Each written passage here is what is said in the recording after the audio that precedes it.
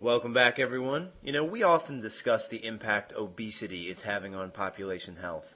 But really, weighing more or having elevated levels of body fat are fairly innocuous conditions when all other variables are controlled. Therefore, monitoring those variables, most notably including blood sugar, blood pressure, cholesterol, and triglyceride levels, will be the real measure of success in improving individual and community health, especially as we transition out of what will eventually be termed the BMI era. I asked my esteemed guest to come and enlighten us today on obtaining and interpreting our basic health numbers. But before you do that, sir, will you please introduce yourself? Thanks, Jake.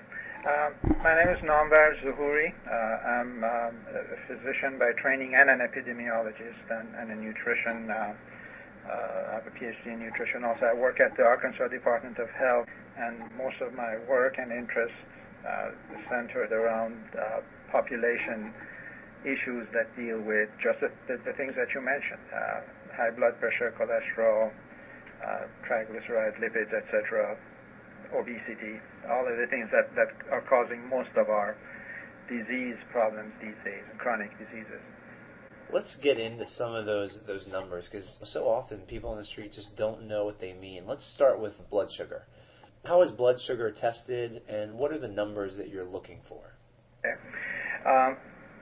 Well, the most important test that's done, most common test that's done, and the one that is recommended is fasting blood glucose. And everybody, there are certain numbers that everybody should know. I'm glad you're highlighting this issue. There's a whole campaign about know your numbers, and there are certain numbers that everybody should be aware of, and blood glucose is one of them. And fasting plasma glucose is one that's done usually when somebody's fasted for about 8 hours. So it's usually done after an overnight fast, and the person is asked not to eat or drink anything. And then first thing in the morning, the blood is tested. And the fasting plasma glucose for a normal person should be no more than about 100 milligrams. So what you're looking for is a fasting plasma glucose of 100 milligrams per deciliter in your blood. If it's higher than that, up to about 125, between 100 and 125 is what's called impaired fasting glucose. And that means you're at borderline risk of developing diabetes, type 2 diabetes.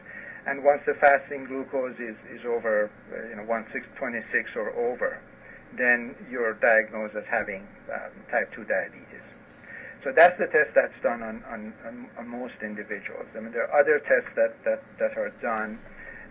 For example, if somebody is a diabetic, the fasting plasma glucose is used, and that is important. But there's another test that's done that's very important also, especially for known diabetics who are on treatment. And that's called hemoglobin. It's a glycosylated hemoglobin. Most people know it as an HbA1c, or it may just be referred to as A1c. And that is done because it's a good test to do because it's not affected by your day-to-day diet. And it measures the control of blood sugar over a 3-month period. So it's very stable. It doesn't change with diet. And physicians like to use it to see how well controlled diabetics are. And the number to remember for that is about 7. You want to have a number that's lower than 7. Transitioning into triglycerides. Go ahead and explain triglycerides, how you test for them, and what numbers I should be looking for. Now, triglycerides and cholesterol are somewhat related to each other in that they're both kind of fatty lipid substances in the blood. We all have them. We need them. They're good to have. In fact, they're used by the body in a number of different ways. Our membranes cell membranes contain cholesterols and triglycerides. A number of hormones are built using cholesterol. Our brain contains cholesterol. So they're good to have, triglycerides and cholesterol, but we just don't want to have too much of them. And that's where the problem is. And they're usually done by a blood test. It's a simple blood test that's done. Again, it's a fasting blood test that's done just like the glucose. And for triglycerides, the number to remember is 150. You want to be below 150 milligrams per deciliter for a normal triglyceride level. And anything higher than that is indicative of, if you go up to about 200, then you're again borderline between 150 and 200. And if it's over 200, then that's considered high, and you want to try and get it down. So 150, below 150 for triglycerides. And we can go on and talk about cholesterol. There are two kinds. I'm sure most people may have heard about low-density LDL cholesterol and HDL cholesterol. Now, LDL is the bad one that everybody knows is the bad cholesterol, and HDL is the one that we know as the good cholesterol. So what you want to do is to try and raise your HDLs and lower your LDLs. Most of the times the doctor will do a test and they'll tell you what your total cholesterol level is. And a desirable level for total cholesterol is less than 200. So the number to remember there is 200. And then you want your LDL cholesterol to be less than 100, and you want your HDL cholesterol to be over 60. So the numbers there for total cholesterol 200, LDL or bad cholesterol, you want it to be less than 100, and you want to try and raise your HDL, which is your good cholesterol, to over about 60 or so. Any specific ways that someone could try to raise their HDL cholesterol? HDL cholesterol, physical activity is the best way to raise HDL cholesterol. I baited you for that one. Yeah. And then, we can go from there and talk about other lifestyle. All of these, glucose, triglycerides, cholesterol, they're all very much affected by lifestyle factors, as you know, and I know you've impressed from time to time. Lifestyle factors meaning physical activity, nutrition, maintaining normal body weight, and in some cases also smoking is a risk factor for these things also.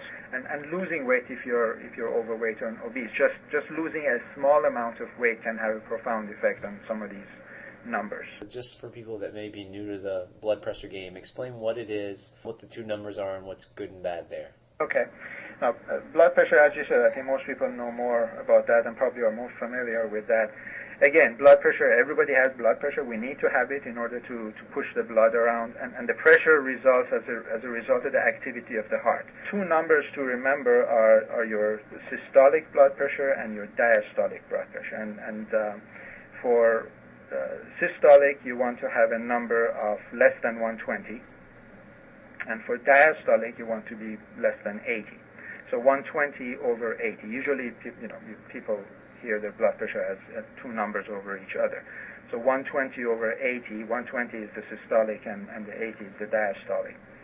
And what you want to have is 120 over 80 or less than those numbers. If any of those numbers get higher than those desired numbers of 120 or 80, then you start going into the either pre-hypertension or hypertension stage. So if your systolic blood pressure becomes 140 or over, then that's a diagnosis of hypertension. Or if the diastolic becomes 90 or over, that also is a diagnosis of hypertension. So if any of those numbers are above what they should be, the 140 and the 90, then that's a diagnosis of hypertension. So you want to keep them below 120 over 80. If it is between 120 over 80 and 140 over 90, then that is what we consider the pre-hypertension stage, where a person is not diagnosed as being hypertensive, but they're at risk of moving into the hypertension stage and also starting to have some damage to their organs. And again, in the pre-hypertension stage, there are a number of ways that one can reduce blood pressure without having to start taking medication, such as, again, physical activity is very important, reducing stress, loss of body weight if you're overweight or obese. Being physically active can be enough to move somebody from a pre-hypertensive stage to a normal stage. So again, the numbers to remember there, 120 over 80 is what we want to be. If it's anything higher than that, then steps need to be taken to reduce the blood pressure. So I am probably correct in assuming that you recommend everyone be proactive about contacting their healthcare provider to find out their health numbers.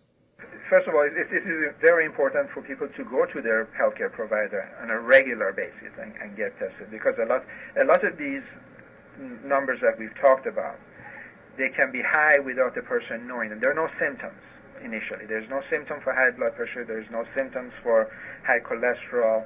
And a lot of the times people find out when they have a problem, when they have a heart attack or a stroke or they have kidney damage. So it's very important to go to your healthcare providers and ask that these tests be done. And it's very simple. You can just ask for your blood pressure to be checked and ask for cholesterol to be tested and your glucose to be tested. There are no special complicated tests. There's just a simple blood test that will tell you about your cholesterol, triglyceride, and blood glucose levels, and then just a simple blood pressure reading in the doctor's office will tell you what your blood pressure is. So, Doc, what's the most practical advice you can give us?